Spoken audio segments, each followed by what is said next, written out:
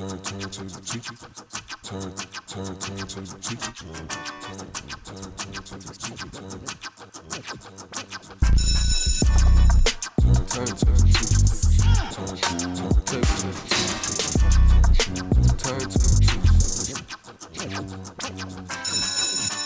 And welcome back.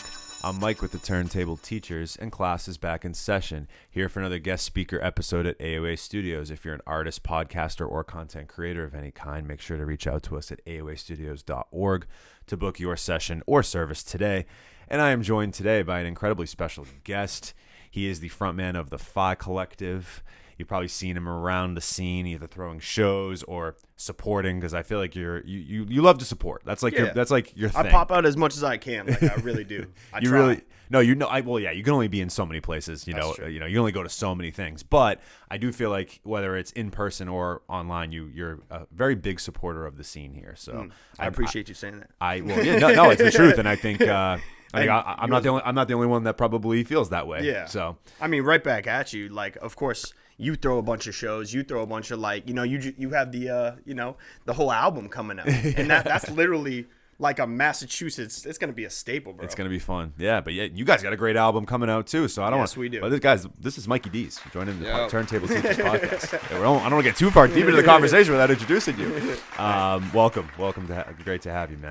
Thank you. Got a lot to talk to you about. Like we said, like your album that I was listening to a few tracks of. It sounds great. I'm looking forward to talking to you a little bit more about that, and all the sort of the ins and outs, intricacies of that. Obviously, you throwing shows. There's a bunch, in the works that we want to definitely talk to you about in this episode. But before we begin that or get to that point, we always start with the objective, where we get to know a little bit about you and your background. So I know that you, growing up, like adolescence, I would say young adult, like you've always loved music and you've made music for a very long time, but you made more rock music than you did rap music early on. Is that correct? Yeah. Like, like garage, like punky kind of stuff like that. Yeah. So I'm curious to kind of hear about that journey from like your early inception years of like you really getting into rock music, making that, like you said, garage punk style. Yeah. And then how that eventually transitioned to hip hop, right? Yeah. Like I'm curious if hip hop was always a love of yours that you just started to finally realize you wanted to try, or was it sort of a gradual thing? Like kind of curious how that like journey was for you, and like finding yourself as a hip hop artist rather than, pursuing the rock and punk that you had started with. Yeah. It was a long journey of just, random. It is very random. I think it's kind of one of those things that like when you're growing up, it really has to do with how you like retain certain things, like how you retain information and how you kind of like express yourself. So when we were young, when we were young, we definitely liked hip hop. We love hip hop and, punk music, any music that was kind of not really pop music. Like the pop music of our time was very bubblegummy and like, kind of like, like ringtone rap type stuff. I've, talked about this before, but it's like at the time I literally thought ringtone rap was killing rap. And I was like, what is going on? Like, and I was very young. 'Cause like, even before that, it's like, Laffy Taffy, Soulja Boy, Tell 'Em, that type of shit. Yeah, it's like that kind of music is dope when you're running around, like dancing, having a good time. But like at the time, I was like probably only like, 11, 12 years old. We also used to listen to like good stuff that would come on in random situations, like the Tony Hawk soundtrack, Dude, like great we talked soundtrack. about this before. Yeah. Great soundtrack. And it's a great mix of just like punky, like shut the fuck up type music, yes, and then like Nas and like right, Tribe Called Quest type stuff, just 100%. like really good hip hop. So we like growing up, I loved all of that stuff, but I think as far as like the way that we got into it was more like accessibility. Like I had a friend who was a drummer and still is a drummer, one of the nastiest drummers I've ever performed with or played with. His name is Powderly. Crazy kid, and just one of the best musicians I've ever known. And he was like trained when he was younger because he was like into rock and roll. Like he liked like Kiss and Aerosmith and all that stuff, so he would like, play that type of music. And then when we were kind of, we were like young enough that we were kind of like, let's get into some more like rough stuff. Like, let's like listen to like more like, I don't know. He would show me punk music and stuff like that. So You know, he showed me the Misfits and Ramones and stuff like that. That and, you know, all these soundtracks of these like PS2 games would just show me like the highlights of this awesome music. And then basically, you know, I like found a guitar. My dad had this old guitar, and he was just kind of like, I'm not using it, dude. You can have it. It's been in an attic for a long time. Like, see if it even works. And it barely did work. And like, we just like started a band where like he knew what he was doing, but I had no fucking idea what I was doing. Like, and I think that me not knowing what I was doing at first and but doing it anyway, because it just was like, I love the music. Like, I have no idea how to play it. I can't play the guitar, blah, blah, blah. But then I'm like, oh, you can look up like certain things, you know, you can like try to see. Back in the day, Google and stuff like that was very like rudimentary. So it was like very much in its inception. You and I are about the same age, so we're from the same generation. Yeah, this 100%. is like the you know, mid 2000s, like late 2000s. It's like when we were getting into this sort of like early 2010s. Right. And back in the day, they used to have like, you know, online you could try to play like a Jimi Hendrix song, and it would be like, this is what you have to do on guitar. I would never be able to do it because obviously legend. What can you do? You can't just be Jimi Hendrix. But I love that kind of music too. But then it's like punk music, it's like a couple chords. So you're like, oh, you learn a couple chords and you play them fast and you play them hard, and it's like, it feels good. So it's like, it is an easier way to kind of just get to the point of expressing like that angst that you had back as a kid, kind of just being like, fuck, like, what am I doing? You know what I mean? Like, what is going on? Like, when you're growing up and you're just like, I don't fucking understand what is totally going on, but I'm trying to figure it out. And then you're just, I don't know, you figure it out sometime.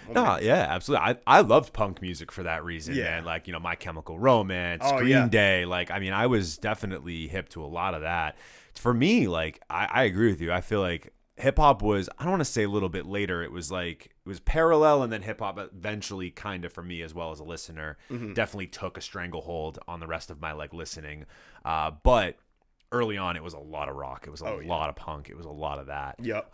Just because I think that was a height for that style of music. Grunge, right? Grunge was like usually around 90s, right? Yeah, so that's the like 90s, when we were born. So like the and it was grunge like era that was punk era of like Blink-182 and Green Day, like you said, was like 2000s. Exactly. Yeah. So there was like a good transition from that grunge era, and then that rock, and then that went eventually into that like really like more mainstream punk that you would say. Yeah. Even yeah, there was so many, but that I'm remembering at the moment. But yeah, there was definitely a much more. I know, like how you said it was like you didn't love the mainstream stuff, but I feel like there was a lot of punk stuff that got mainstream. Yeah. So it's like it was nice to see that it was being pushed at that time. Yeah, you know, and that there was like a understanding that there was like a relatability there for like a lot of people, you know, that didn't, maybe not, like you said, like, because I wasn't a big fan of the bubblegummy pop stuff either. Yeah, like, I'm right there with you, but there was, I don't know, to me, maybe it's just the bias in me, but I almost think that the pop music, at least that what I was listening to at that point, I do prefer it over this new era's stuff? pop music. Yeah, no, I totally feel when it's mainstream, because when you think about pop now, there's so many pockets of pop. So right? many, there's so indie many pop. genres. There's there's a bunch of different types of pop. So I like more of that obscure, like off the beaten path pop that might just have like certain pop influences. But like, you know, I'm even thinking about, you know, back in the day, like even certain like Britney Spears songs, like Toxic, like that shit was kind of hard. Like in retrospect, that was a bunch of slaps. There was a time where you're getting Holla Back Girl, Gwen like, I don't like Stefani. that music, and then you look back and you're like, yes, I do. This is yeah, good dude. There was some good stuff. Yeah, you know, like I'm even thinking that song in particular, and then like Holla Back Girl, Gwen Stefani, like that kind of hit. You know what I mean? Like, you know. So I think that there was definitely still like an angsty sort of. I mean, there's always going to be angst when it comes to music, but yeah, that era definitely had a lot of great angsty sort of feelings to it, and especially that went outside the punk scene. So but that's cool that you definitely wanted to like emulate that, and that you were like inspired by that early on. That's fire. It's crazy because like basically the punk scene that we knew growing up, that we kind of like we were kind of pushed into it when we were pretty young, like 15, 16, 17. Right. And there would be people who had been in that punk scene in Boston since like fucking 80s. Because, you know, Boston hardcore in the 80s, like talking about some real, like underground stuff, like where punk rock, like the inceptions of it, of like the 70s and 80s, Boston had a lot of crazy hardcore bands like SSD and like Gangrene. Like these are bands that changed the way that like that kind of music was really perceived. Like it got harder and harder and harder. And then it was like kind of seen as mainstream, like eventually. But way before that, like Boston's always had a really strong punk scene, like historically. So like, and hip hop as well. Like you have like, you know, you have like Guru from Gangstar. He's from Roxbury. So like, Like there's just Ed O.G. Like you just had, just had him out, right? Exactly. Yeah, he's from right here, obviously. Like it's just like there's a bunch of legends that are like, you know, right around this area that like. When we were growing up, like it's funny because when we got a little older and we were like kind of out of the punk scene, a lot of the people who were in the hip hop scene were kind of from the punk scene as well. Like my, you know, Stevie Cash, a member of Phi, one of the 3/4 members of us. He was in the punk scene with me as well, but then he was like kind of the first, other than Johnny Rick. Johnny Rick was never in the punk scene. He was always in the hip hop scene. Gotcha. So he used to do crazy freestyle stuff, and then Cash would like write some crazy stuff, and like, so when they came up, they were very involved with like people who had been in that hardcore scene growing up, but then they kind of transitioned into punk and then, or into hip hop. And I mean, now I know a bunch of people who kind of like have loved that type of music, but never really been in that scene, and then vice versa. Like, you know, you just like kind of grow with something new. Yeah. So like the hip hop scene now is way more, you know, bubbling than the punk scene was back then, because like, you know, hip hop's very mainstream. So it's like you can get all sorts of kind of people, you know, in the hip hop scene, and it's like a beautiful situation. So I really love that aspect of it. So that's kind of one thing that really helped me to transition like better into the, you know, just going out and, like you said, just kind of like meeting people and seeing what's up with the scene of, you know, how hip hop does it in Massachusetts. What I really appreciate, right, about musicians is, or most musicians, is the ability, not even the ability, just the desire potentially to evolve their own sound and try something new, right? Like I love that about creatives, that you're willing to give it another whirl with something completely outside of yourself. So like, to kind of take me back, I'm curious, like with you, Stevie, and I know Johnny had, you know, he would mostly just been doing hip hop, but you know, was there a moment where you guys as a group sort of realized that you wanted to give this a shot? Like, I'm kind of curious about the inception of PH Imbalance and Phi, and like how you guys actually like decided that you wanted to really like pursue the hip hop sort of side of things. Yeah.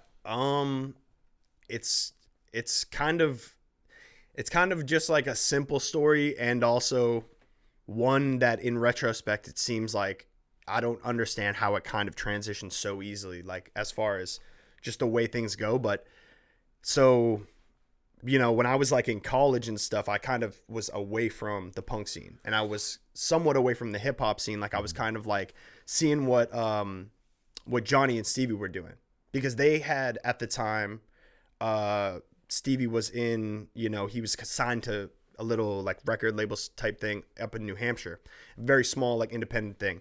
And he had toured, you know, half the country already. So like just like on some super independent, like word of mouth type stuff. Yeah. So I had not produced any music at that point. I had only made punk music. So I graduated college and stuff, and I was doing my thing or whatever. I was just like trying to get a job. I came back to my hometown or whatever, seeing Johnny and Stevie where, you know, they were hanging, and they were still doing the hip hop stuff. And I remember Johnny just being like, bro, you like the little playlist that you show me, like the way that you like put a song on one after the other, like in the car, just driving around. He was like, dude, I know you could produce beats. Like, I know you could produce hip hop beats, and I never thought of it. But I loved hip hop. Like, and at the time, you know, like in college, that's where I like the end of high school / like college is where I really, really like fell way back in love with hip hop, where I really got into like the J. Coles and the Kendricks and like the, you know, Matt Villainy, like, you know, Doom, just like underground stuff, like the Joey Badasses and like Pro Era, or my bad, no, Capital Steez and stuff. Like Capital Steez is the reason that I wanted to do hip hop. Is like I wanted to rap specifically. But making beats and stuff, like, at first I wasn't really gonna, I wasn't, you know, gonna like rap or anything. I was just like, okay, I'm gonna see if I can just make some beats for Johnny. That's it. Maybe make some beats for Cash. So I got FL. I got a little setup. I got a little computer and stuff. I like saved up some dough. Got some equipment, very small stuff, like one microphone, this.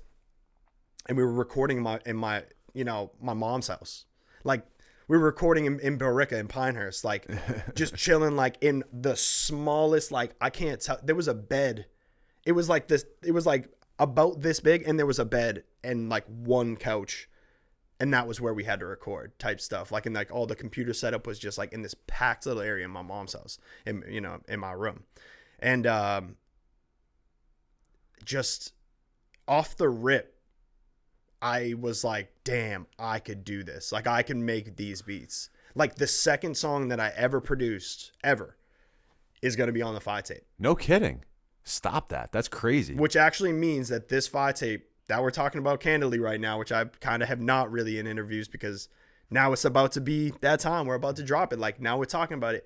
But that song being my second song ever, that means that this tape is like 5 years in the making. Wow. 6 years in the making. That's crazy. Like from the beginning. Like we've never put a tape out as a collective, and this is going to be like damn near a fucking highlight reel. Mm-hmm. It's just going to be like a greatest hits of the past like 5 fucking years. Mm-hmm. And with all the shit that's happened with like COVID and like all this other shit that had just been like crazy, like it's incredible that we're putting it out. Like I'm just so fucking like the relief of just like, damn, we really did it. Like, and it's up to our par. I love to hear that. Well, it's a perfect transition then. So we're gonna get to the main lesson, and we're gonna talk about the project. Yeah. At the time we're recording this, it's not out. No. But we're gonna save this episode for when it is out. So yes. It should be out right now, would be my guess. So it is linked in the description. Don't go anywhere. We've got plenty left with Mikey, so don't go anywhere. But the 5 mixtape, album, I should say, call it. I don't know what it is. It's probably gonna be more like a mixtape. It's like a project. Okay. There's a lot of like samples stuff on there, so I don't think we can even put it on Spotify. But we'll see how it goes. Well, regardless, we're gonna link it in the description wherever it's gonna be streamed. It'll be linked below. So make sure you check it out. So in PHI, it's you, Stevie Cash, Johnny Rick, MC Kim. MC Kim when he wants to. MC Kim when he wants to. When he wants to. He's a freebird. He does what he does. He does what he does. Yeah. So you're talking about that this was 5 years in the making. And I know that you guys from a collective specifically, and so even specifically you like to utilize the resources that are at your disposal. And you do things. And I can relate to that a lot, right? It's, you like to utilize the people that are in your camp, but also do a lot of the things yourself or in-house. Yes. So how difficult was it to get to this point with, this project in particular, like you're saying, 5 years in the making? What challenges did you overcome as obviously just as yourself, but as a collective? And then, what have you learned throughout this process of creating this body of work that is, you guys think is a great reflection of not only where you're at as a collective, but where you've come and how far you've come. So I'm kind of curious about that. Yeah, no. I mean, it's really crazy to just take it all in. It is really crazy because it's just like, as far as doing things in-house, this goes back to the punk rock stuff. It's like, I'm kind of like the type of dude who's very DIY. Like, let me just try to do it. Like, I'd rather fuck it up than pay someone to fuck it up. You feel what I'm saying? Because I've paid people to fuck it up plenty of times, and I've paid myself to fuck it up as well. And like that's obviously just a joke, but like this being the first tape that we've ever dropped, and it being a 5-year thing, a lot of people would probably think like, oh, that's a long time to be really just focusing on one project. You know what I mean? But it's not the only thing that I've dropped. As far as taking a crash course and just doing it myself and learning how to do everything that like I really wanted to get my hands on, I put out 2 tapes, individual tapes, Mikey D's tapes, that are mixtapes, full tapes, like 12, 13 songs each. And for those mixtapes, I was learning on the fly. I did not know what the fuck I was doing, but I was doing it anyway because it felt right to do. Like I just wanted to make things. Mm-hmm. And the first mixtape I ever made, full mixtape, is my own tape. It was a crash course. I didn't, I didn't try to make somebody else's tape with like the little knowledge I knew. So I'm like, okay, let me put out a couple tapes, test the waters and stuff. And they just got better and better in different ways. Like the beats, I always thought were pretty dope. I felt like from the rip, my beat making was just something that people like have, I don't know, they've told me personally, like, oh, that's some shit that I want to, take part in. Like the rapping and stuff, I feel like I can rap my ass off, obviously. I'm just like trying to, throw some bars out and just do like, really just like make some poetic shit that isn't too dense, that like really hits people in their soul. I'm trying to do that bar wise. But like, as far as projects, I'm trying to make art. Right. I'm trying to make art to its nth degree. I'm trying to make shit that like, it's not just some shit you're like, oh, dope. It's some shit that you're like, damn, I got to listen to that one more time. And then you're like, you get to the end again and you're like, all right, I got to listen to it one more time. Yeah. And then it's like, maybe you don't listen to it for a while and then you listen to it again. Oh, let me throw that project on. I forgot about that. You listen to it again. You're like, wait a minute. This is fucking it. Like, this is something, you know what I mean? Because those are the type of projects that always hit me. Like, Blank Face by Schoolboy Q. This is just like me just throwing a project out. This is an album that when I heard that album, I knew from the rip, yo, this is like damn near the soundtrack to like what I'm, just my life right now. Not like as far as the content, but just like the feel of the music. It's a very cinematic album. Very cinematic. Very cinematic in a lot of ways. And it just made me feel like, damn, I can do project. shit. You know what I mean? I can like go out there and I can make shit. I can make shit that like is from my perspective that, some things you can empathize with and some things you can only sympathize with. And some things you can't do either. Some things you're like, fuck, I don't know what the fuck you're talking about. And that's fine too. Because when that shit happens, it doesn't mean I'm just saying nothing. Yeah. It means I'm saying something that might not be understood at the time, which is fine because you can't always just digest you can't just digest all the content of an artist like that. It's not a cheeseburger unless you make it like that.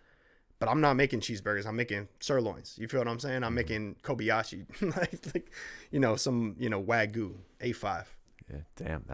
I like that sentiment that you and props to you guys for taking your time with it too, and not rushing it. Nope. Right. That's a cool thing for you to give yourself the time to learn how to, and not even learn, but sort of start to master these crafts of the rapping and the producing. Even if you were saying off air, you were talking about that you've basically mixing and mastering this entire thing, which I think is amazing, right? I did the same with the other ones too. Yeah. And so that must feel like a crazy growth period for you as well, it feels like a tall task in a lot of ways to learn how to mix and master. And it's a lot. It's a lot. Yeah.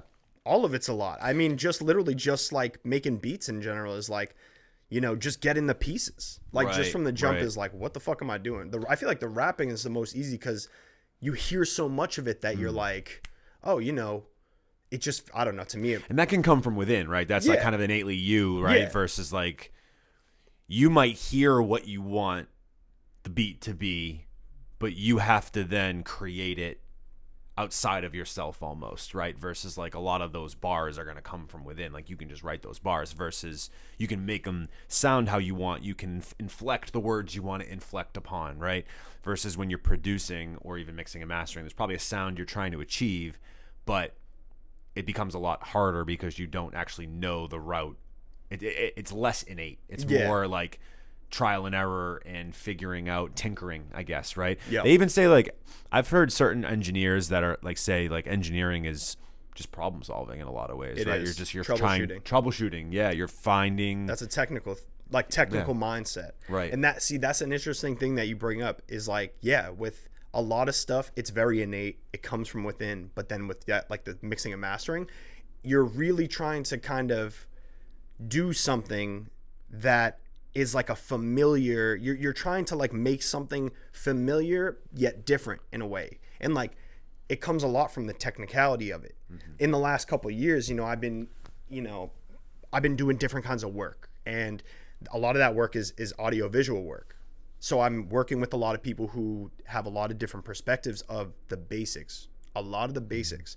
This has helped my mixing and mastering like more than I could ever explain to you. Just doing the basics, setting up little like events, like little conferences and like a lot of businessy type bullshit type events.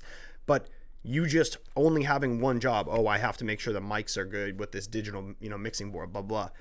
You got to make sure the frequencies are good and stuff. It starts to make you think, oh, this is what is too much. And this is what I need to improve. Like, this is what's too much and this is what's too little. And like, now I know how to add and subtract. And like, it's kind of like what we were talking about earlier. One of the songs that I just showed you, it has like a hook. It's called Not Tonight. It's with me and MC Kim. And it's got this hook that is a little bit degraded as far as like a vocal degradation, where I didn't want to mix it to make it sound so beautiful, perfect, that it just sounds like a robot could have done it. You could have hit a keyboard and just bam, there's your note. I wanted to sing it, myself, who would like, I don't consider myself like the most beautiful singer, but I'm going to sing. Like, same thing about, I'm at a wedding, I'm going to dance, give me a couple beers. I'm going on the dance floor. Like, right. And it's like the same thing with like singing, like, but I think that's good because a lot of people are like that. A lot of people, they don't think they're the greatest singers, but they want to sing. Mm-hmm. So like, Kim's a way better singer than me, but I sang the hook on this one. And then he had a verse because he's like, yo, I want to bar this one down. I want to show y'all that I got bars. And I was like, you don't got to show me. You showed me enough. Show everybody else. Mm-hmm. And he was like, fuck yes. And that's kind of like, yeah. So just as far as like the mixing and mastering being like a familiar thing that you want it to sound good to, you want it to have that good sound of like, it sounds professional. Mm. But then there's a point of like, you don't want to me personally, I don't want to make it too perfect. Because then I understand where you're coming from with that. And that was I'm glad you brought that back up, because from our conversation off air, like that stood out to me very much, of like you not wanting it to sound perfect, like allowing those imperfections to be a part of not only the process, but the final product. Yeah. That to me was really interesting that you said, because I almost feel like a lot of times it's the opposite of people being almost self-conscious about those imperfections and really trying to get it to a point where it does sound almost robotic in a way, and it does take away the human element of that out. And I think, I don't know, what do you think that is like with an artist? Like, because with being an artist, I know you only maybe have your own experience and your own opinion to go off of, but I like that mindset to not be afraid of those imperfections, versus when I feel like there are some artists that, and again, I don't think there's inherently a right or a wrong way to this. I don't think it's a bad thing, but there is a sense of like, and certain artists I've even talked to where they're very particular about what they like their vocals to sound like. They want them to sound this way, and they don't want them to sound any other way. They don't want those imperfections out there. So like, elaborate on that a little bit, on that sort of idea for you, and maybe what you've observed and seen, from others. Like, I'm just curious, and like, and what that decision was to leave those imperfections in, so to speak, for yourself. And going back to like the fear of having those imperfections, as an artist, I can empathize with that in certain ways, where I'm like, I don't want somebody to say like, I wouldn't want somebody to hear my shit and go, ugh. Like, that's not the right stank face. I want them to be like, Yeah. I don't want them to say, because then you're like, oh, no, that's, it sticks out too much. Like, this is something probably a little bit more particular to somebody who does mix and master or tracks vocals and things like that, where when you're like, for instance, me being a guy who raps, sometimes I'll say something in a way that I'm like, oh, damn, I said it at the right time, but it doesn't sound the right way. And I don't want to just say, mixing engineer, you take care of it. Or to myself, oh, no, I have to take care of that later because I'm going to mix it. So as far as the imperfection goes, I want to make it as perfect as I can when I'm tracking the vocals. Mm-hmm. And if I have to, I'll chop up I'll chop some, vocals in, like just do punch-ins in certain areas, like even just one word. If one word is like, I can't time stretch it or anything to make it the right pitch or tone or anything like that. Sometimes I'll just be like, fuck it. I'll cut the word out and I'll just do that one word over and over until it's like, yep, got that word right. And then in the mixing side of it, it's way easier because then you don't have to like clean it up so much. You can just be like, I'm just going to amp it up, not clean it up. So like I try to make it clean right from the jump. If I'm playing something, a lot of these songs, I'm playing the bass, You know, sometimes I'm playing the piano. Like I play like a couple instruments. And I leave myself room for like there to be imperfection where it's like, if it sounds good enough to me in a way that it sounds like real in a way, you know what I mean? It's not robotic. It's like analog. It sounds like it came from a human. Exactly. It sounds like you can hear that human flair. Sometimes if it's imperfect, but you can hear that flair well, I leave it. I'm like, there it is. It sounds like I'm really doing it. And I am most of the time. So it's like, I don't want it to just sound like I'm like, beep. You can just click the button and make it do the thing on the quantization. You know, you can quantize it, but I'm more of like a Dilla fan. And Dilla is like, yo, never quantize, bro. Like, do it to the beat of your drum. Huh. You know what I mean? Like, that's his biggest thing is, being unquantized. But some of the stuff I'll do, like trappy stuff, sometimes I'll quantize shit because it just makes it snap better. But when I'm doing stuff on the MPC, on the pad, MPC 1, I'll just do it to my own beat. So that's really interesting. So there's certain things that you really try to make sure are perfect, like your like specific words, punch-ins, but then there's other things that you don't. I like that a lot because you're almost leaving less, I don't want to say leaving less room for error, but you're making it sound the way you want it to, put it that way. And even with those imperfections, and that's really, really cool.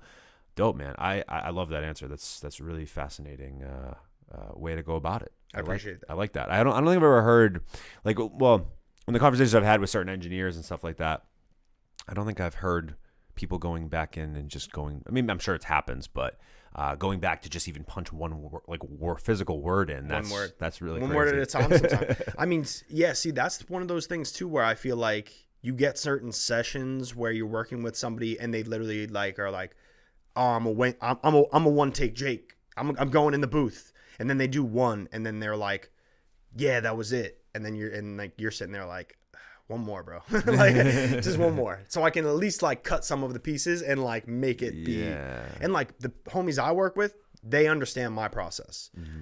And my process is very old school of like, you know, back in the day when they're recording mono and not stereo like we have or whatever, they literally just had like a whole band in a room doing the whole song. And then it's like, okay, cut the record. You know what I mean? Like cut the tape and that's it. You know what I mean? Like do it well or don't do it well. Yep. And then we can just only do a couple things on the mixing. You know what I mean? Like, that's all you got to do is really beef it up and then reduce certain things with like your EQing and stuff. Take frequencies that are bad, take them out, and then hype up the ones that are good.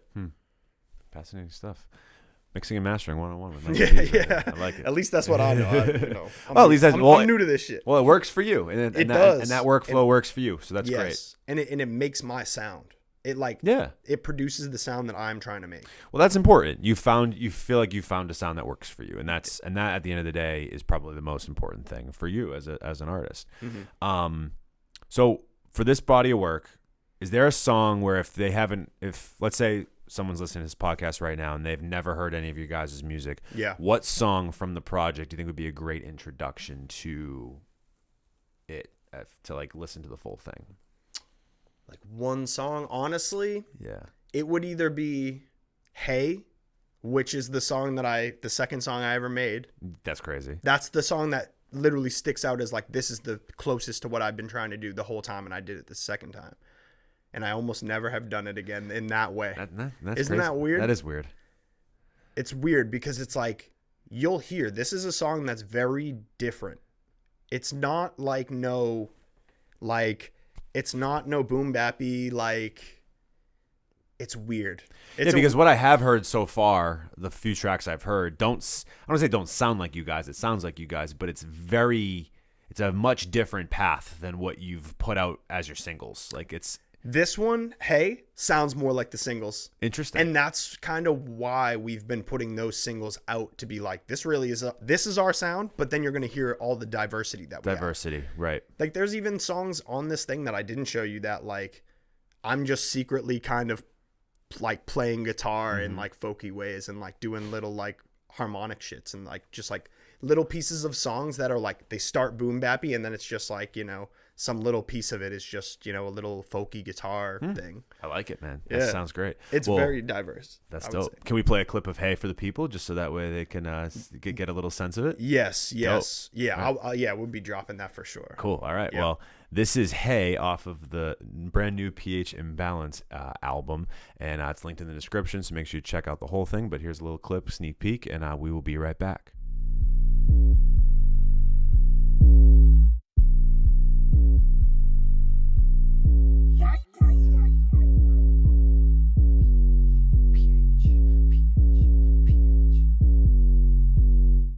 Must be some in the water, might be some in the data. Must be something about the money, play the green like on a Palmer. They might have been on the bench, getting paid like I'm a starter. Putting a mark on me casa, they see the boy getting coins, they finna follow me home, Alibaba.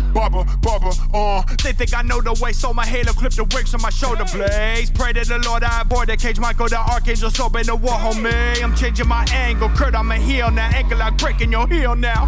Hershey's the real crowd, king of the ring, I'm stone cold when I get down. Banner stand up, this the PH way, and I tune a band up like a HBK. Hit them with the music, leave it on the canvas, homie, please assess synesthesia. Mouth sore like they need a breather. Jaw drop and check they demeanor, think they the shit. Homie, don't forget, I retire numbers, who's like Derek Jeter. Seconds seem so far away, it's not a race of milestones. If we thought it wasn't, we'd be running with the valuables. Center stage like the Matador, bring change to the status quo. Get paid off a platinum soul, till I'm draped in a tell you go. It's a gang, we don't know who you fucking with. Since a young in my stomach, been rumbling, bit by the bug, now the hunger don't quit. My life could be a fucking movie, cinematic scenes. Take what I could get, put away my pride, do it for the kids. Truth don't fix a lie. And that was Hey by PH Imbalance off of their brand new album. Make sure you guys go check that out. Linked in the description. Don't go anywhere, of course. Yeah, we got plenty left with Mikey D's. If you're a fan of Mikey D's and you're just being introduced to us for the first time, we have a segment called Pop Quiz, and I think it is time for one of those. Nice, so we're gonna give Mikey a pop quiz right now. All right. So, Pop Quiz is a segment in our show where we ask our guests rapid fire questions. Some of these have to do with music. Some have absolutely nothing to do with music at all. Actually, most of this has nothing to do with music. It's actually another passion of yours that I would love to get into, which is film. Yeah. Because you're a big film guy. Big film guy. So before we ask some film questions, I have a couple of music questions. Mm-hmm. So first being, I want to know what it was like to open up for Conway the Machine back in the day. Oh, yo. Or I feel like a couple years. Not really back in the day. Yo, this is actually a hilarious story because we didn't actually end up opening for him. Yo, but let me tell you this story. So it was one of those deals where it was like, there's a local promoter and it's like, oh, let us know who would be on this show, blah, blah, blah. And like a handful of artists got picked. And a bunch of the artists were really dope. And it was like a bunch of just local Massachusetts artists. I think it was supposed to be in Brockton or something at like the Sound Lab or something like that. Something happened with whoever was doing the dealing. Was not me. I was not the promoter. And the thing fell through. But from what I heard, it was something weird where like, this might have just been a little rumor, but somebody was like, oh, the crew doesn't want to come out because it's like snowing.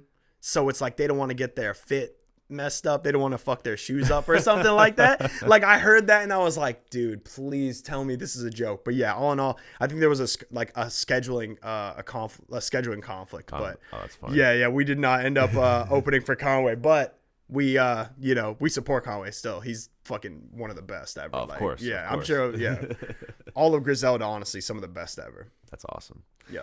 Good story. So you do video, like, as you mentioned, and photography as well. Do you take some photos as well? Yes. So I'm curious, what's your favorite subject to take photos of? Do you like headshots? Do you like nature? Like, do you like what are some things that you like to? Some of your favorite things to take photos of? That's a great question. I like abstract photography that isn't just like headshots or landscapes. It's like more. I like a lot of weird kind of like, if you were to ever look up like Francesca Woodman, mm-hmm. She's actually from, I think she lived in Andover at one point. Oh, no kidding. Yeah. She was like a very troubled young lady in the 70s and 80s. And she like went to like New York or something from Andover. And she would take these photos that were haunting. They were fucked up. They were like, and then she ended up committing suicide. She ended up jumping out of like a window, something very dark. But her art is just like, it speaks. Like, it's fucked, but it's like beautiful in a really fucked up way. I think beauty and kind of like tragedy, they go together well, especially when, you know, if you can capture it through like a picture or on film. The texture of film is like, does a lot to tell a story. I love that answer. Very, very good answer. So as a filmmaker yourself, what's a film that you've made that you're most proud of? I made this little film in college that was a noir film. It was called All In.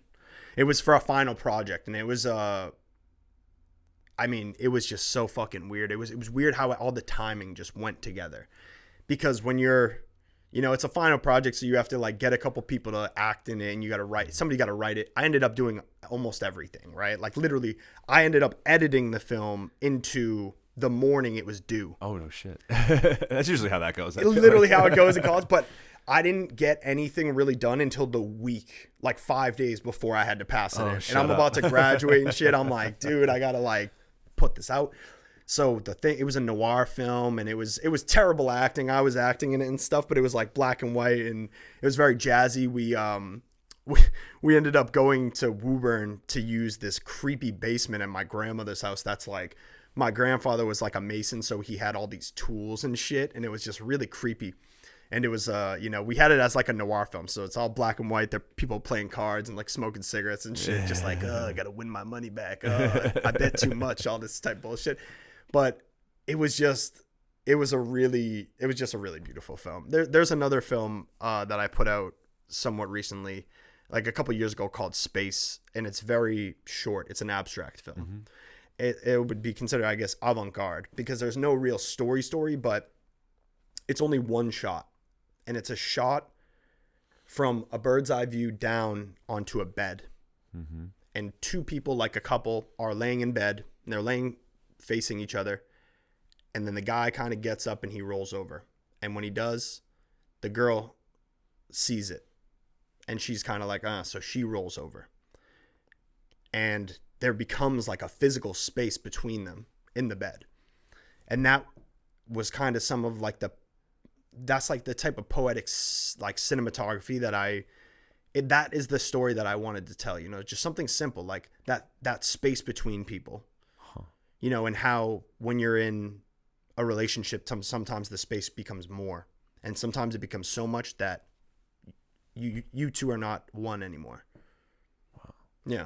So things like that. And it's funny because that's some totally different shit from hip hop, but you know, but as artistry, that's different. Yeah. It speaks to another side of you though, which I think is really great. You know what I mean? I think that sometimes in this generation of the social media age, I feel like we tend to see people as one thing, and then, I mean, maybe this is even a historical context as well, but like we see people as one thing, and then we don't leave room for potentially another side, or for them to be something else. You know what I mean? So I find that to be, yeah, that's awesome. I love that. That's really, really cool. I gotta make sure I check that out. Yeah, I'll send it. Please do. Please do. That's super dope. So as a film buff yourself, what would be your Mount Rushmore of favorite films of all time? Like four best films, or your top four favorite best films ever. Man, I like so many different weird fucking movies. I think my favorite movie that I've ever seen that I can say objectively to me, or at least subjectively, would be a film called The American Friend. 1977. Wim Wenders. It's a German guy, German director. There's a lead actor. His name is Bruno Ganz. He was a German actor. He was awesome. And then there was an American actor, Dennis Hopper. Okay, that sounds kind of familiar. You probably know Dennis Hopper. Like, you've probably seen him. He's a very big actor. He was in like Texas Chainsaw Massacre 2 and all that, you know, things like that. But he was in Rebel Without a Cause with James Dean back in the day. But that movie is just so weird. Like, it's a crime film, and it's about this guy who he finds out he has blood cancer. Okay. So he's dying. So this like underground kind of gang is like, hey, we know you're dying. because for some reason they have the doctors and stuff on the payroll. So they're like, we know you're dying, so you got to go murder this guy for us. And if you do, we'll pay you $1 million. And when you die, we'll give it to your family because you know you're going to die. And he's so anxious about it, he doesn't tell his family he's going to die. So he's just like, oh, I just went to the doctors. I don't know how it's going. And they're like, are you sure? Because you're looking worse. And he's like, nah, I don't know. And then you got to see it. It's a really fucked up film. So The American Friend. Good Will Hunting. Classic. Very much a classic. A very sad movie. That's a Boston classic. Boston classic. But also hit me in my fucking feels because of course. It feels like that's some shit that feels very literally close to home. Mm-hmm. Like that always, it's funny because Johnny Rick, his old rap name used to be Will Hunting. No kidding. literally. He's such a beast, but oh man, like, yeah, that's an amazing movie. So yeah, The American Friend, Good Will Hunting. I would say it's got to be something like fun. Well, actually, there's this movie called La Haine, a French film. Okay. It's from 1995, very hip hop, very much like fucked up, where it's like a political movie about there's this gang of French kids who everybody's a different kind of person. Like one of them is like a Jewish guy, one of them's an Arabic guy, and one of them's a black guy. And one of their friends gets choked out by a cop, and he's gonna die. And if he dies, they're gonna riot. So like they're waiting for something to say, yes, he actually died, and then they're like, we're gonna fight the cops type shit. Like some really fucked up shit, but really amazing cinematography. Like you've probably seen some of the stuff online. Like there's a famous shot where the guy's like in the mirror, like brushing his teeth, and then he like spits in the mirror or whatever, and this camera goes behind him and then into the mirror, and then it's just the shot of him, but you can't see the camera. Wow. And then people are like, how did you do the shot type shit? And it's actually a body double. The guy who's like behind is not the actor. The actor is actually in front. Oh. So it's like one of those like classic like effects that's not like a what's it called? Like it's not a special effect. It's like it's just like an analog effect. Wow. So that movie's really great. And then, one more movie that hits you in the feels. There's this movie that when we were growing up in 2007, this movie, Lords of Dogtown. Oh, I remember Lords of Dogtown. Skateboard movie. Yeah, I remember Lords of Dogtown. That movie always hit me in the feels, man. Like, because that right there was what we used to do right before we were like punk rock kids. Like we used to just like have bikes and skateboards and no cars. Me and my friends used to we used to bike around all the time, like my hometown. Yep. Yeah, Lords of Dogtown. I remember that movie. Lords of Dogtown. Well, I mean, I'm obviously familiar with that one in Good Will Hunting, but the other two I'm not, so I'm gonna have to get hip. American Friend and La Haine, you said? La Haine, yeah. La Haine. The hate. Interesting. Yeah. Interesting.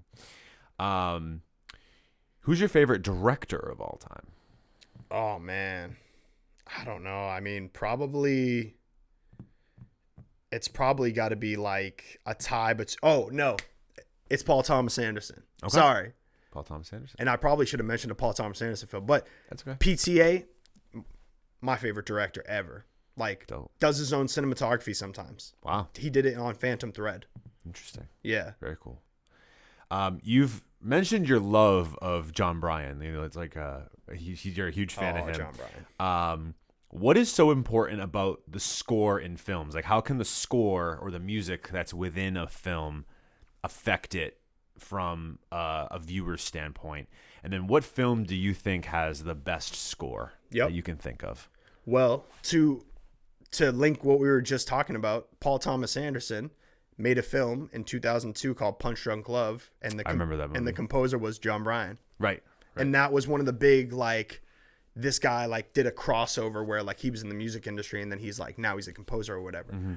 And that soundtrack literally for that film, PTA said straight up like the soundtrack made me realize the color palette of the film. That's dope. And that's something to think about. Like how do you link music to color to make a whole story out of it? Like those two things equal a story type shit, you know. But I think that's a real thing, right? It has to be, right? It's awesome. Because I mean, I'm even thinking about the albums that are on this wall right now, and the one behind you, Kid Cudi's, right? Yep, like Man on the Moon sounds like it's in space. Yeah. So it fits the aesthetic of that cover. Yep. You know what I mean? That album with Denzel Curry's Taboo, it's very dark, Clout right? Cobain. Clout Cobain. It's That very music dark. video is crazy. Crazy. Like that one makes sense, right?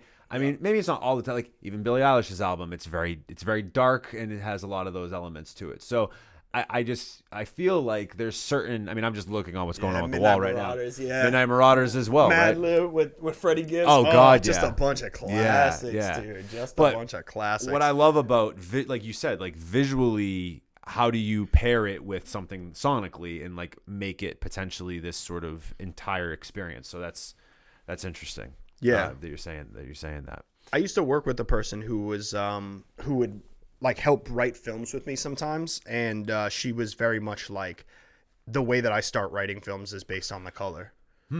Like if I can picture like the color of what it looks like, it's almost like you know that dude Amine. I love him, yeah. His whole that whole yellow thing where it's like yellow is his color. If you see a specific kind of yellow in any kind of like music and shit, you think of Amine. And then that newer album is like that greenish like ivory.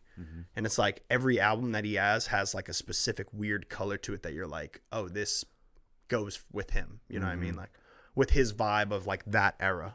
Right. And then the Kate Tremine one had a lot more like, you know, brighter pinks and blues and stuff like that. So that's really interesting.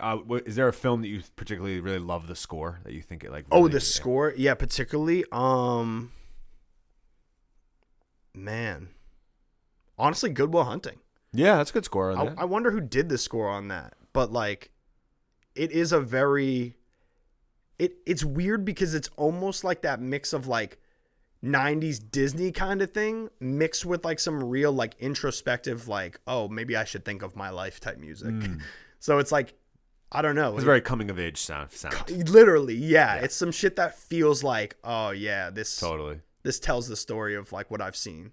I really like Interstellar. That's one of my favorites. Hans Zimmer. Is that him? I mean, obviously he's a legend and he's in his own right and he's done a lot. I mean, maybe that's like a very mainstream answer, but I do really like the soundtrack to Interstellar. I think it's like exactly what the movie sort of like embodies in a lot of ways. So, my last question in pop quiz: if there were 3 actors and or directors, so 3 people in total, you can be a combination of actors and directors that you would love to work with on a film, who would they be? I would definitely off the rip, even though this is like a really weird old school answer, I would really want to work with Charlie Chaplin. Okay. Just to see, because that would be fucking hilarious. You know what I mean? His whole thing is like physical, or the Three Stooges. Like the Three Stooges really like have a place in my heart where I'm like, they make me belly laugh every time I watch them. Even now that I'm like damn near 30 years old and I've been watching it since I was like 3 years old. Like, and it makes me belly laugh the same way. Like that kind of thing just makes me, oh man, I love that kind of shit. And then, yeah, one more I would say probably like, it'd have to be PTA.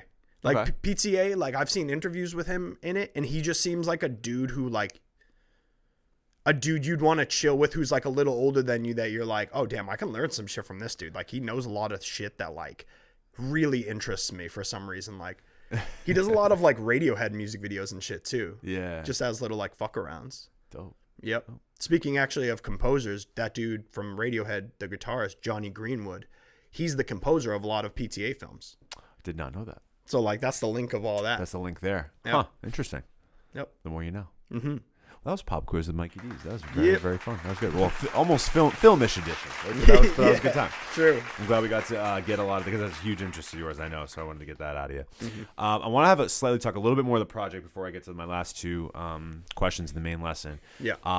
So talk to me about, there's a lot of collaborators on this project, a lot of features, and then, of course, like you had talked about earlier about, the showcasing of some of these different sounds and aesthetics that you guys are going for as a group, but that you can also show off what you're doing. So how did the people that you've collaborated with on this project help to elevate it in the way that you wanted to as a group?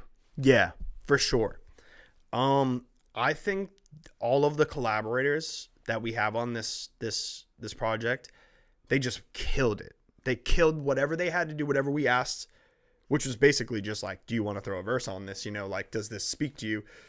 They just killed it, man. Like, and I'm so fucking proud. And I feel like us working with the people that we work with specifically on this tape really shows like it shows the community that we've been building. Mm-hmm. Like it just shows like a lot of these people we've worked with, we've had them come out to shows and we've like had them perform, and like we like build relationships with these people that are like, like these are our homies now. It's not just buying a feature. It's like, hey, we have something for you. Like you've heard what we do, we mesh. Like we were just talking about, we just got a song that you guys will probably hear.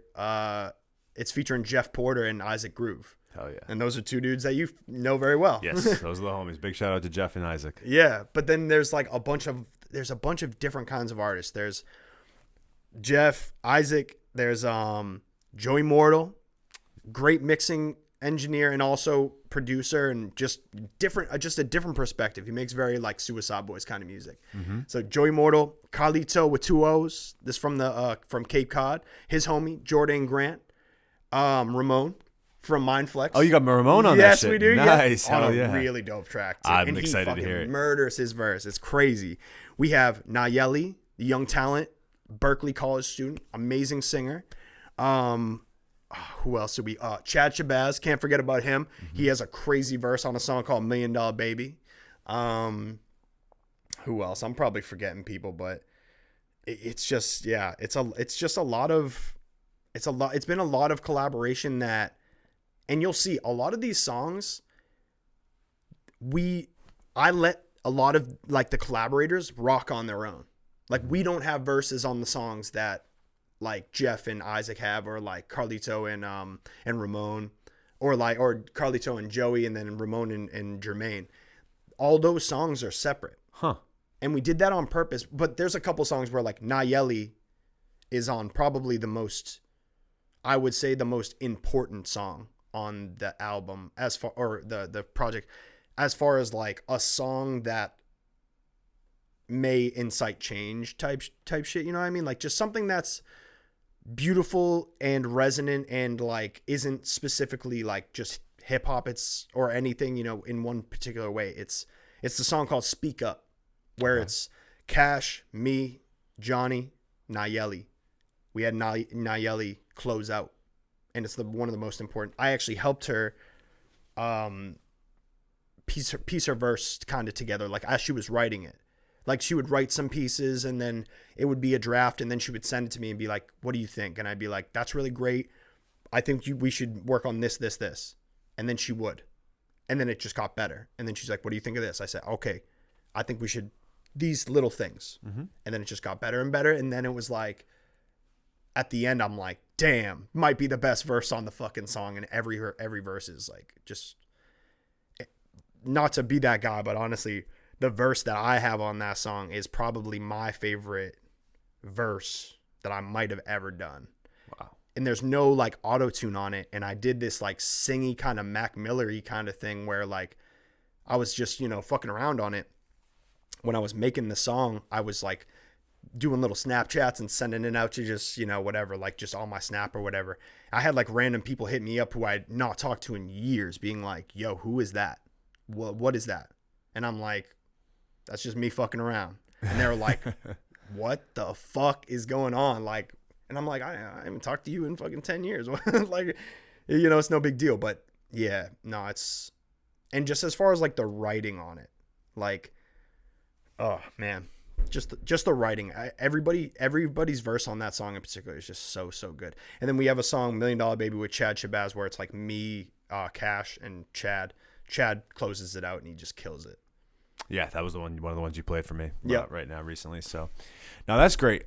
I think it's important to see out like and seek out people that will elevate what you're trying to do and collaborate. Like what's what I've admired about you as of late is the fact that you have been really desiring to get out of, I don't want to say your guys' bubble because that's not what it is, but you've really kind of branched out and worked with a lot of different artists in the Massachusetts scene as of late. And I think that has not only gotten you guys in front of more people, but I think it's also elevated what you guys are doing as like even musically. Like I feel like I've heard a very vast improvement in your guys' music over the last few years, and I think that is a testament to you guys experimenting, getting out there, and doing more with other people, and it's showing. So I appreciate it. I think it makes a ton of sense, and I think that there's like I don't know. I think you're striking a good balance here of like, yo, you're confident in your shit, like you're confident in what you're doing, right? But there's this humility as well to be like, well,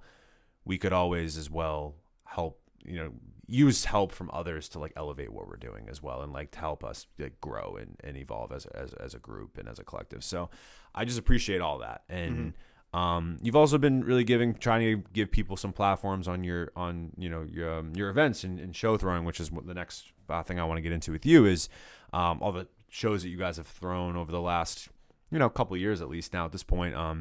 My first introduction to a show with you guys was the Unohype one at Taffeta, which was a lot of fun. That one was friggin' awesome. Yeah, really loved that one a lot. And then recently the 978 show, which is another great show.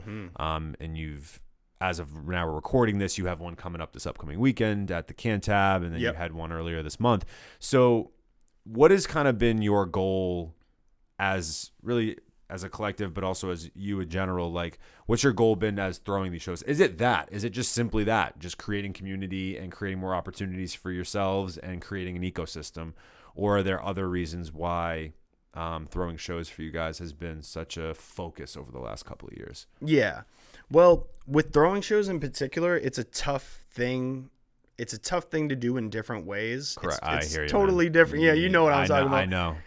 Yeah, and for those of you who don't know, it's fucking tough. It's a in lot. Different ways where you're like, oh, man. Something always goes wrong.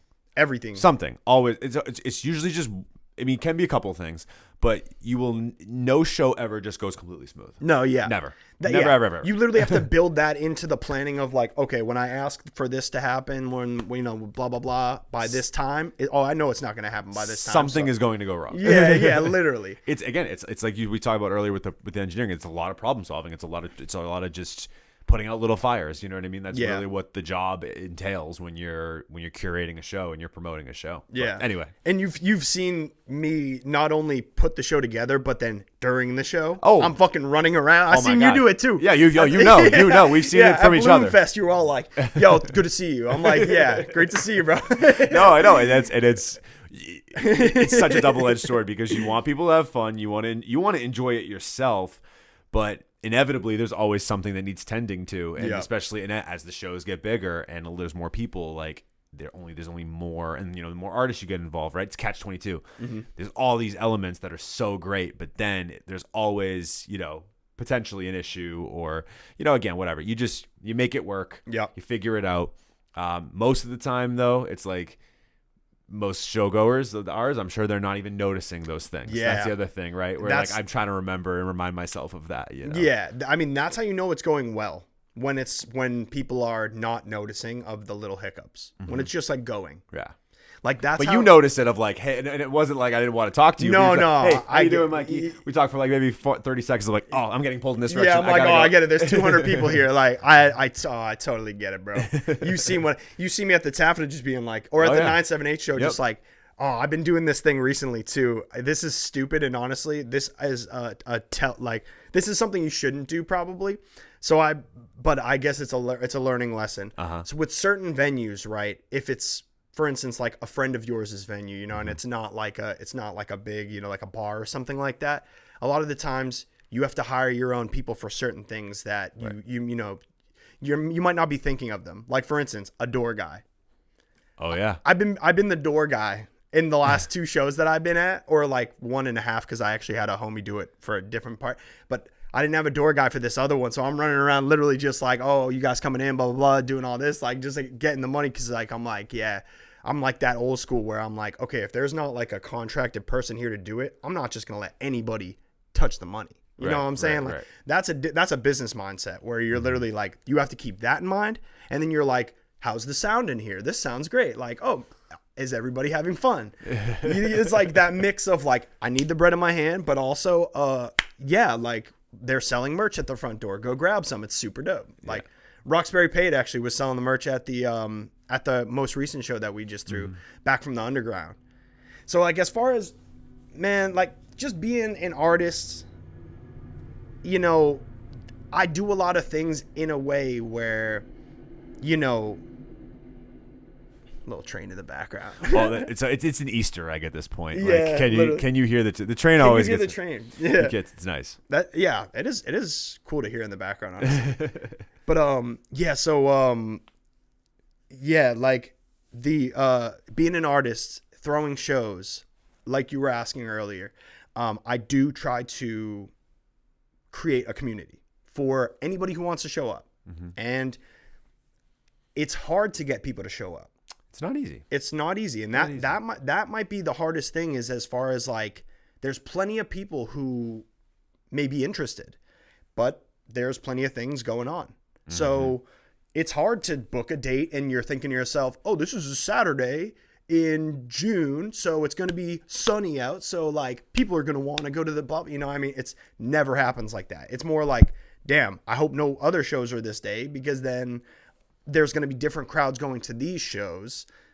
But my, like, the way till I kind of, you know, really make it worth the while and worth the ticket is to me, promote a show the way I promote hip hop shows, like fucking Vince McMahon promotes WWE, bro. Literally. Like fucking like Paul Heyman and ECW, my guy. Like, I try to make the lineup like heavy hitters. Just always like people. I want people who are interested in come into the shows not to be interested to come see me. Like, I want my homies to come, sure, but I want people to really appreciate the artist for the art. And like, I had a person recently say something to me that was like, you know, the promoter's really supposed to throw the shows, and they're supposed to bring all the people. And I'm like, in a way, that's true. You're supposed to give people the option to come, and you're supposed to create the platform.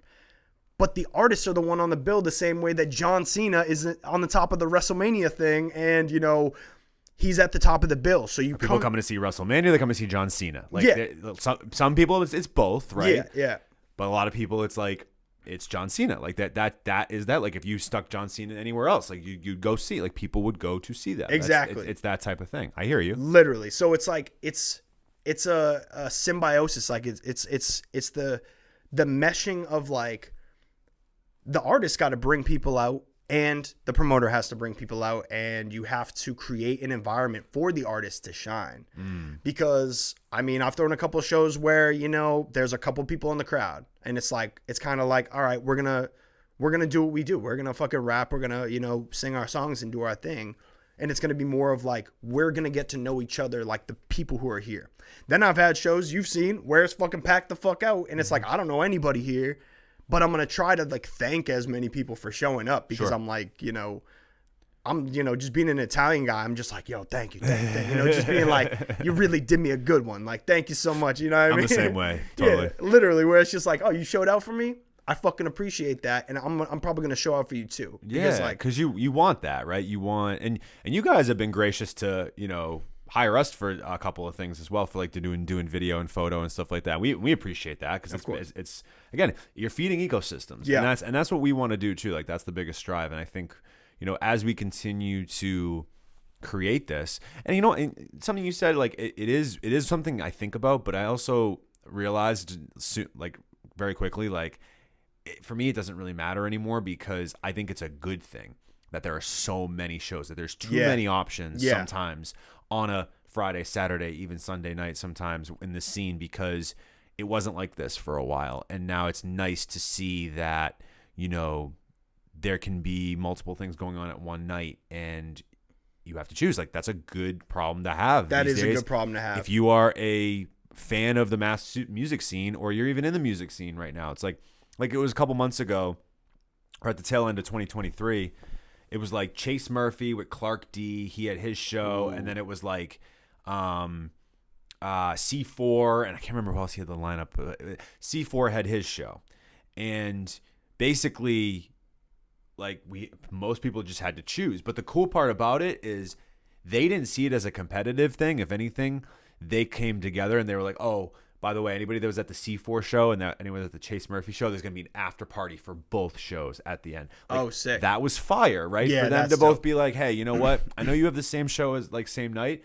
Instead of, like, being mad at each other or butthurt, like let's just like collaborate on an after party. Yeah. Great idea. Yeah. Fantastic. That right? is sick. That's dope. So I think that, you know, you're seeing more of that. You're seeing more of the collaboration. You're seeing more bills like yours, like mine, where it's like, I wouldn't have maybe thought that, you know, Nate Nix would go well with PH Imbalance, but like they did, and it's cool. You know Nate's what I a mean? legend. Like, Shouts out to Nate. Big shout out to Nate. Yo, that was just the big first person that came. Yeah, to, back came for to the my mind. community podcast. Tomo just played a show with us recently. So Right. No, that's great. That's what I mean. It's like you're bringing more people into these worlds or into these environments, and then it's allowing other people to get to know each other. And then it's just, again, it creates this ecosystem. It feeds the ecosystem.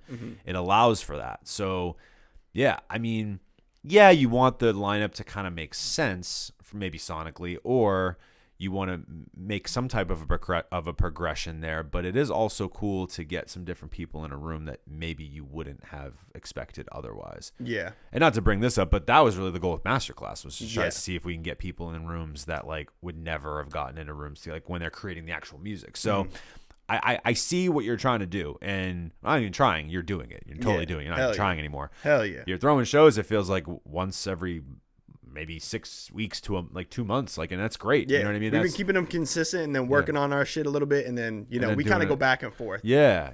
No, that's great. I'm proud. I'm proud of you guys. You guys should be proud of yourselves. Like, you guys are really doing. You're at least providing a platform. Yeah. And that's all that matters, bro. As long as there's more platforms being provided, like, that's amazing. So Yeah, good you stuff. guys as well, man. No, I Like, appreciate yeah, that. Turntable Appreciate Teachers. that.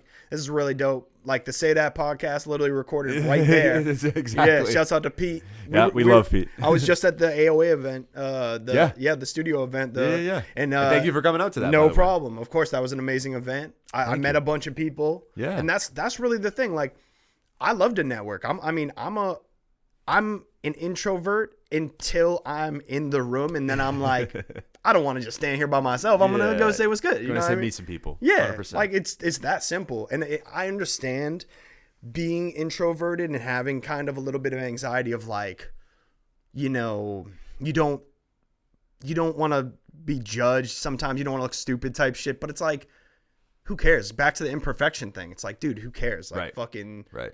It's better. It's funner to sing. It's funner to sing badly and sing and have fun with it than it is to, you know, sing as perfectly as you can and be stressed about it. I think that's incredibly well said. I love Thank that. I love that. Well, if you're a fan of ours and you're just being introduced to Mikey D's and the PH Imbalance guys for the first time, definitely pop out to a show. You probably see us there, one of these. Like, when we've been to a few of them. We've done some of the behind the scenes video work, but you know, like I said, there's definitely a lot of great lineups that these guys curate. So make sure you guys pop out to an event of theirs at some point, Hell yeah. if you can. So obviously follow. Almost done, not quite there yet. I have one more question in the main lesson before we get to the final segment.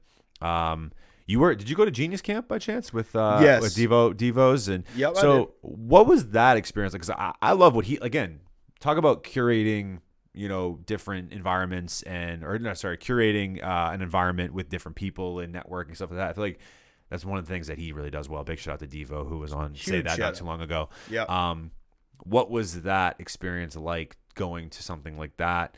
And you know, what are your thoughts on what he's curating there with that? Yeah. First and foremost, Devo, if you like certain kinds of hip hop and certain kinds of music that are, you know, a little bit more that like Mad Libby Dilla kind of thing, which is exactly what I love. Like, that's the shit that really like makes me feel this shit. Devo's one of the greatest, like, doing it. And then, like, I'll give that man his flowers as many times as I can. And yo, 978 legend. So dude's from Lowell. I'm from Pinehurst, from Billerica. So we, you know, he was at the 978 show. Right, He was the DJ right. at the 978 show representing. And as far as Genius Camp goes, like, it was one of those situations where, you know, there's a bunch of artists who I think apply to see if there's, you know, like there's a spot for you, something like that. And I guess to really like emphasize like getting out there and like networking, you apply for a spot as either an artist or a spectator. A spectator is just, you're just chilling. And then an artist, you could be on the tape or whatever's going on. Right. So I applied as an artist, but I don't think there was like, enough room or something like that or whatever. So that I became a spectator. So I could have thought to myself, damn, what the fuck? I'm an artist. I spit bars, I make beats and shit. I go crazy. Fuck this, and then just not go. Or I was like, you know what? I take photographs. I take flicks. I do something that people don't do here. And I know there will only be a couple photographers / videographers there because people are really there to rap. Mm-hmm. And I know a lot of the people that rap. I know a lot of people that are producing. Right. So I'm like, I'm just going to go fuck around and say what's good. Smoke some fucking joints and shit. You know what I mean? Like, just like hang out and, just kind of like mesh. Right. And, Devo invited me as a, just like to come out and, just to network and whatnot as a spectator. And I'll tell you what, they sent back a like a custom little like, you have been selected, blah blah, Mikey D's, blah blah blah. You have been selected as a spectator and stuff. And just that little act of like, we want you specifically, Mikey D's, here's your name on the thing. We want you to at least just come kick it and make a vibe with us. I was like, fuck yes, I'm going. I'm going to go. I'm going to take my time out. Brockton's like an hour and a half from Barica. So it's like a little bit of a haul, but I'm like, I don't give a shit. I'm going to go out there. I'm going to go out there dolo. I'm going to bring some weed. I'm going to bring my fucking camera, a couple batteries, 2 lenses, and I'm going to go mesh. Right. And I did. And, I like that attitude. I go dolo to stuff all the time. And I think like, because I don't really, I'm like you. I don't care. Like I'll just go to a show. If I get invited to something, like I don't need somebody to go with. Like, exactly. I will just go and like I'll I'm a network personable guy, but if it got to just be me, I'm going to go. Right. I'm going to go because I like to support and I like to just like, that's how you build relationships. Like when I was over there, I see my homie Eastside Sheesh. I don't know if you know who that is, but that motherfucker is like, oh my God, he's a big burly dude who's just like spits fucking concrete.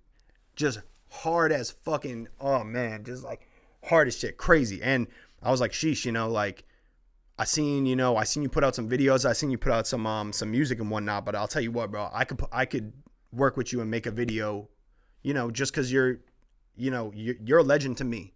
A lot of the time, if you see me like supporting people online and shit, I'll just like, I'll be like, yo, this person's a legend. This person's a legend. And it's true.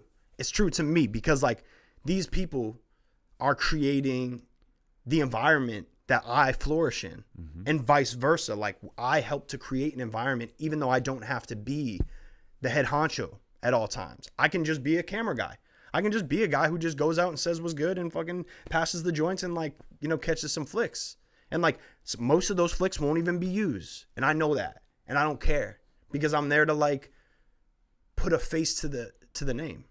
And it's actually ironic because I had seen a bunch of people there who I knew, some people I've even worked with. Like, I seen Novion right there. We had literally just dropped a song like a couple, days before. Right. Kid's a beast, like amazing artist. Yeah, he just performed at one of our shows too. He just performed at the 978 show as well. Yep, yeah, absolutely. He performed you guys at Odessa, right? Yes, he did. Yeah, that's awesome. So, so and then I seen a newer friend of mine, India Rose, who just performed with us last week at the Back from the Underground show. And it's funny because I don't let nothing really get to my head. I don't let like people, I don't let compliments get to my head.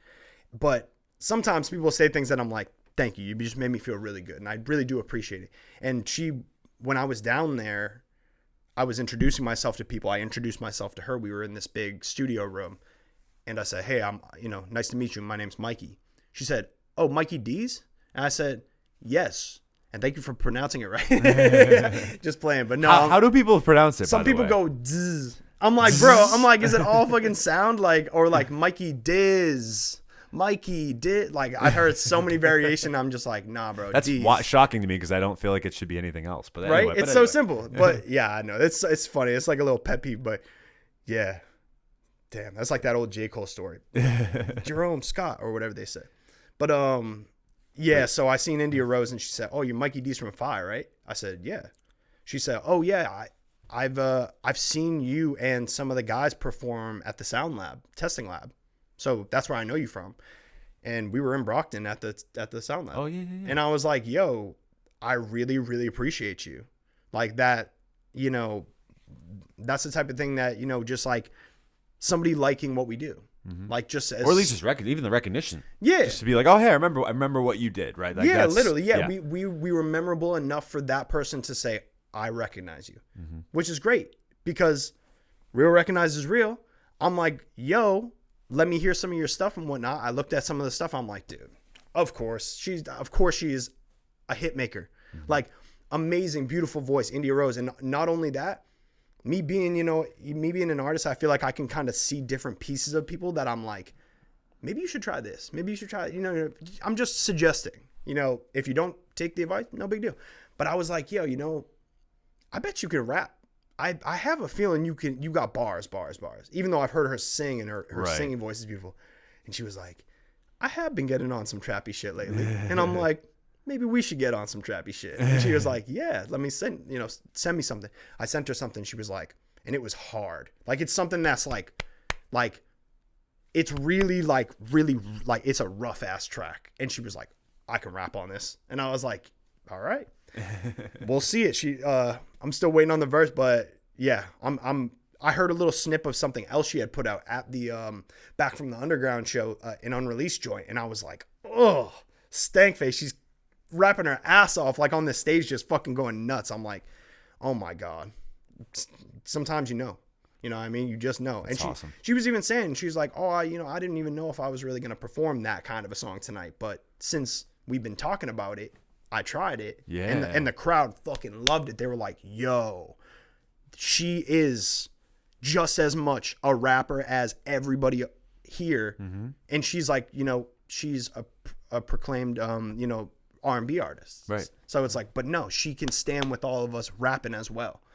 And it's great that you being there kind of, I mean, maybe she would have found that, it sounded like she was on that path anyway, but maybe that reassurance was important for her to hear, to give her the confidence to continue to go. And if you don't even go to that Genius Camp that day, maybe that doesn't happen. So it's like, so it's great. You did contribute more than you think you, like, even if you didn't contribute in terms of bars, like you contributed in a different way or in multiple different ways. Yeah. So I love that shit, man. Actually, wait, just to go back to the Genius Camp thing and just to, I guess, tie the bow on it. Yeah. So back to Devo, the genius, the guy who put it all together, right? This is a guy who, when I talk to him, you know, we talk in like just little spurts, you know, like just like kind of, oh, you know, what are we doing with this? Oh, nice shit, you know, like, you know, great music, blah, blah, blah. But this is a thing where, you know, we were talking a little bit. We were like, oh yeah, we should really work on some stuff. You know, we can make some crazy shit together. Obviously, you know what I mean? Like, you just heard some of the shit we're doing on this new album. Like, this is the shit that people haven't heard yet. So I'm like, I know if I'm on a Devo beat, we're going to be going nuts. Or if he and I want to make a beat together type thing, it's like, that's going to be a fucking hell of a collab. And it's coming. It's coming. But at the end, afterwards, when I was sending him some of the flicks and stuff, he said to me straight up, yo, thank you for making yourself available. And I was like, thank you for creating an opportunity for me to make myself available. Because if you just do what you got to do and if you create things with a purpose, things will come of it. Like, things will bloom, like the flowers will bloom, you know what I mean? In the garden. You just got to give them sun and water. Absolutely. Damn, I like that shit, man. Mikey D's, everybody. Hell of an episode. This has been a lot of fun. I'm actually really glad we finally got you on here. I feel like you had a lot of not only great stories and great moments for you to promote your own stuff, but you're also like really leaving, I think, myself and whoever listens to this podcast with a lot of great, like, just gems for life and gems for community building and all that sort of thing. So I like really appreciate you. I appreciate your energy. You got great energy all the time. It's you have it in abundance. So thank you. I appreciate it. I really appreciate that from you. Can't let you go quite yet. All right. Because we have the open response segment of the show, and in the open response we do the dream song scenario. Sweet. So you get a song. It's a Mikey D song. You can have any artists and producers, dead or alive, on this song. You get 1 to 2 producers, and you get up to 3 guest features. Who would be on Mikey D's dream song scenario? Damn. Huh. I guess I would say that I would need, if I got 2 producers? 1 to 2. It's up to you. 1 to 2. So if it was just one producer, it would have to be, oh man. Like I just off the rip want to say Madlib. Off the rip, I just want to say Madlib because his stuff just speaks to me in that way where I'm like, he got the groove. So I would produce something with Madlib, and Madlib making very jazzy type stuff. He can make also some like, Bad Bad Not Good type stuff. Mm-hmm. So maybe I would have Madlib with Bad Bad Not Good as the artist. Dope. And then, 2 more artists? You get 2 more artists. Just to fuck around, if it was just making the most beautiful song I could ever think of, it would be like Madlib and Bad Bad Not Good, like kind of like making the music with like maybe Jimi Hendrix just doing little guitar stuff and Billie Holiday singing. Damn. Like that would be weird. It'd be a weird mashup, but I think if it was a chiller song, it would work. So beautiful. Yeah. It would be a smash hit. We're gonna speak that into existence right there. That would be so fucking beautiful. Damn. That's one of the more unique curations we've heard in Dream Song scenario. So I like that was very good. I appreciate it. I can hear it kind of. Yeah. It would be a lot of meshing, but it could work. We're gonna make it happen. Yeah. Mikey D's, everybody. Thank you so much for being here. This is a lot of fun. Last thing to do would be to plug away, let the people know where they can find you, and anyone else you want to shout out. Now would be the time. Yep. All right. You can find me at on Instagram, PH_DZZZ, triple Z's, don't sleep. Or PH Imbalance, P.H. Imbalance on Instagram. Johnny Ricks on Instagram. You can find his socials like all on that. Shouts out to you, Turntable Teachers. Mike, always doing your thing and like, having artists come out and just do their thing. And I really appreciate the possibility to just grow. Like this little bonsai tree I keep looking at. It's a really dope little tree. Yeah. So and shouts out to all the artists that we've been working with. Thank you guys. Thank you for everything. And we'll just continue to grow. Love it. Well, if you're a fan of Mikey D's and PH Imbalance and just being introduced to us for the first time, you can find us at Turntable Teachers on Instagram and TikTok. Hit up our website, turntableteachers.com, for all the latest blogs, podcast episodes. And then, of course, if you're an artist, podcaster, or a content creator, make sure to reach out to us at aoastudios.org to book your session or service today. Once again, Mikey D's, everybody. Thank you so much for being here, bro. Yeah. Thank you for having me, bro. Of course. Of course. That's Mikey D's. I'm Mike with the Turntable Teachers, and class is officially dismissed.